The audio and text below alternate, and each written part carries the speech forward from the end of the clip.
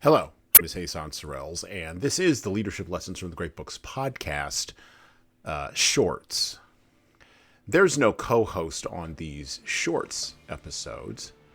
These are now around 2 to 4 minute, sometimes as long as 6 to 10 minute observations, ideas, thoughts, or rants about the literature, philosophy, psychology, and even the theology of leadership.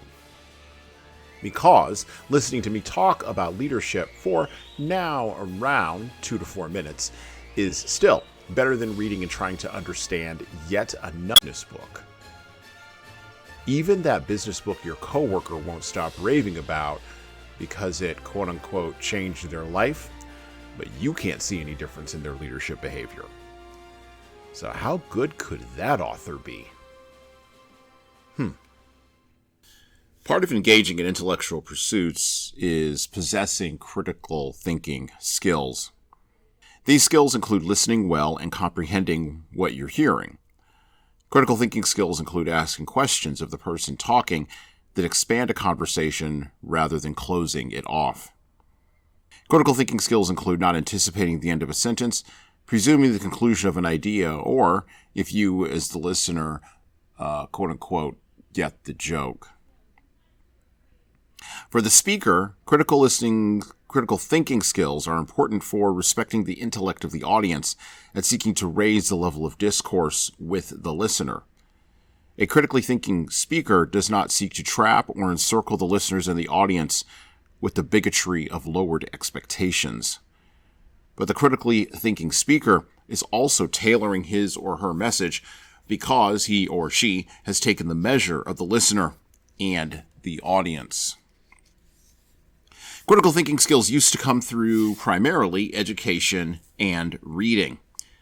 Starting in middle school and continuing through college, sure, there have always been people who couldn't quote-unquote hack it in the realm of reading comprehension and literary understanding, but the best teachers of critical thinking skills understood that such skills, embedded even in those who could barely utilize them, created a person who could operate holistically in their entire lives, rather than merely preparing students to operate in a narrow band of academic and scholastic challenges.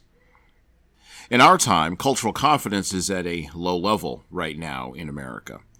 As a culture, we do not insist that people coming to our culture assimilate to our culture because we lack the confidence in thinking about our culture in critical ways.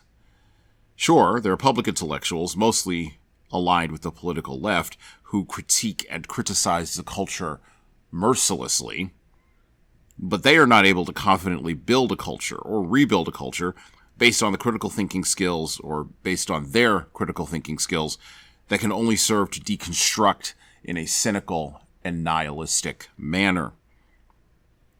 Leaders in families, leaders in communities, leaders in churches, and finally leaders in workplaces are called to build. They are called to build individuals, build teams, build organizations, and fundamentally to build a culture.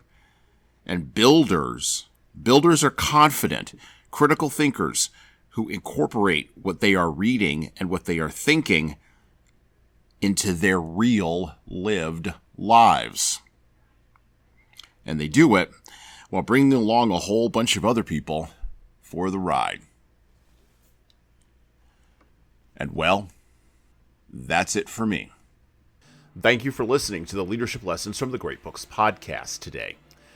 And now that you've made it this far, you should subscribe to the audio version of this show on all the major podcast players, including Apple iTunes, Spotify, YouTube Music, and everywhere else where podcasts are available. There's also a video version of our podcast on our YouTube channel. Like and subscribe to the video version of this podcast on the Leadership Toolbox channel on YouTube. Just search for Leadership Toolbox and hit the subscribe button there on YouTube. And while you're doing that, leave a 5-star review if you like what we're doing here on Apple, Spotify, and YouTube.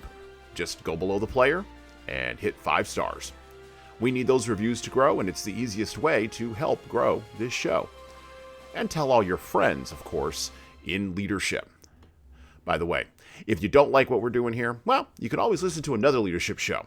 there are several other good ones out there.